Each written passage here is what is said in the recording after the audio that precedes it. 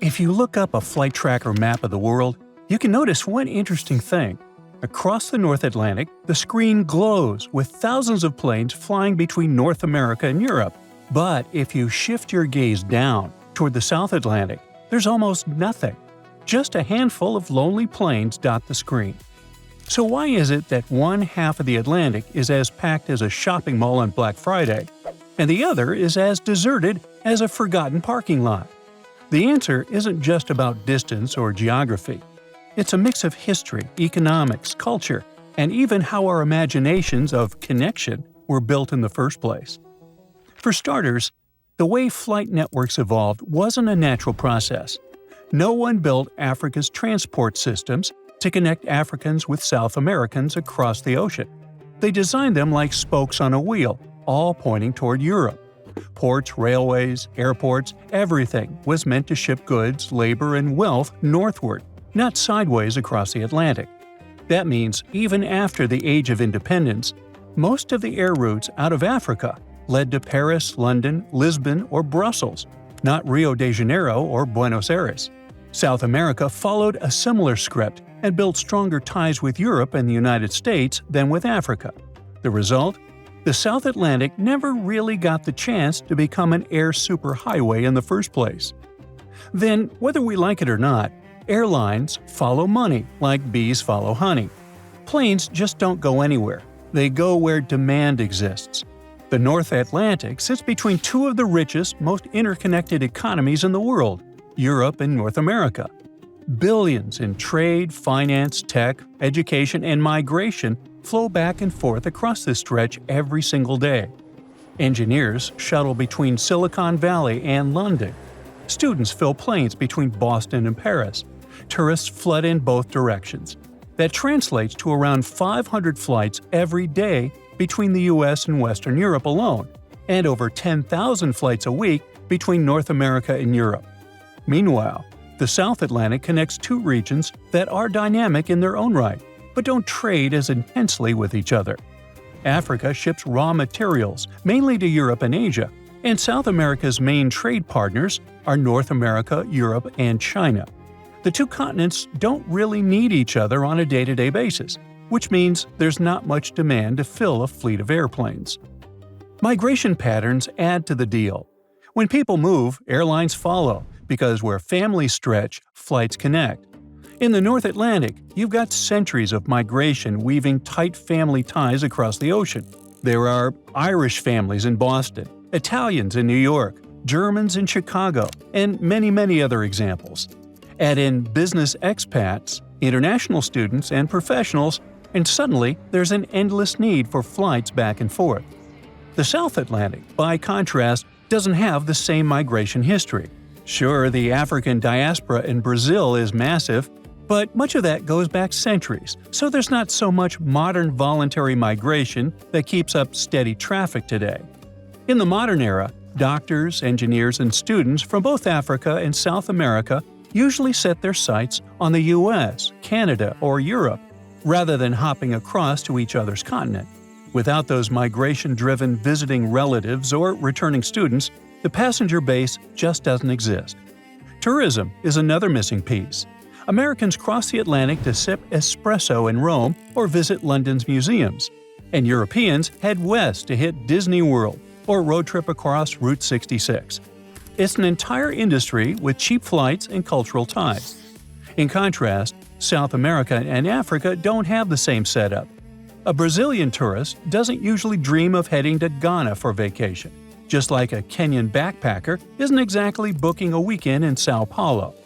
Language divides, cultural distance, and weaker tourism marketing all make it less appealing. Plus, costs are higher and flight options are scarce, so why would someone bother? Without a steady stream of leisure travelers, airlines aren't crazy about carving out new routes across the South Atlantic. Now, geography adds its own dose of irony. On paper, Africa and South America aren't that far apart. At their closest points, Brazil to West Africa, is actually shorter than some North Atlantic routes. But the cities that generate passengers are not sitting neatly on those edges. Major hubs, such as Sao Paulo or Buenos Aires, are deeper into South America.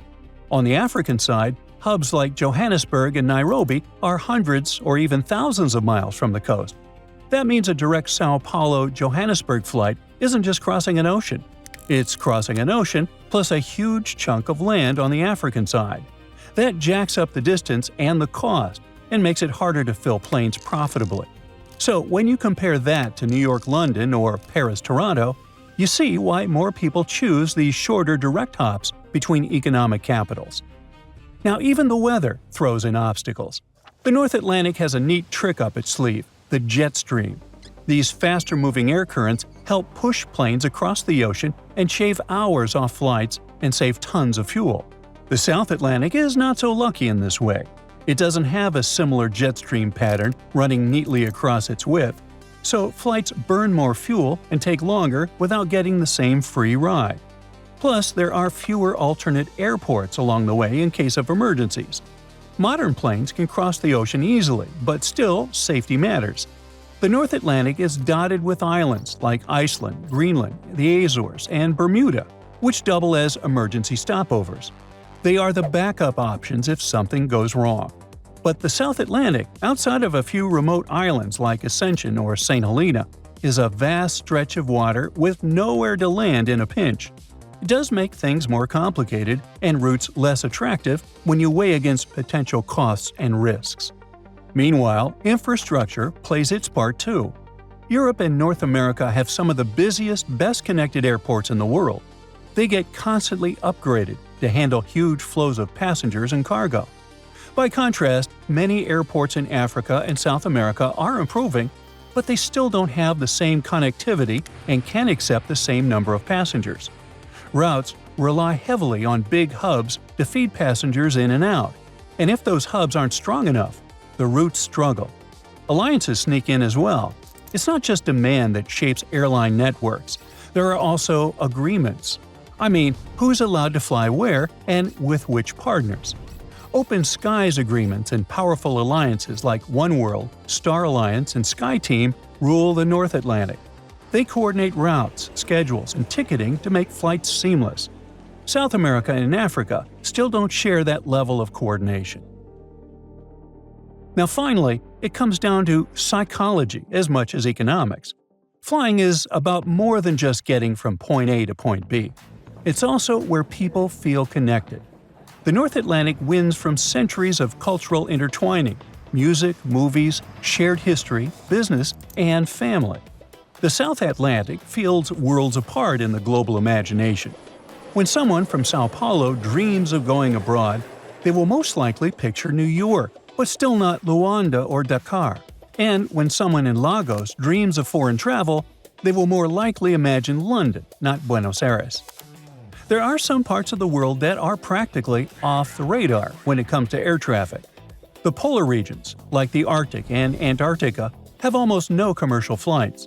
Planes mostly stick to research stations or very specific northern routes. Out in the Pacific, especially the South Pacific, between some islands in French Polynesia, flights are also rare and not always seem logical. Even in South America, commercial air travel mostly skips the Amazon rainforest regions of Brazil and Peru. Maybe it'll change in the future, but so far, the North Atlantic is like a busy interstate highway, and these southern regions are more like calm back roads. That's it for today. So hey, if you pacified your curiosity, then give the video a like and share it with your friends. Or if you want more, just click on these videos and stay on the bright side.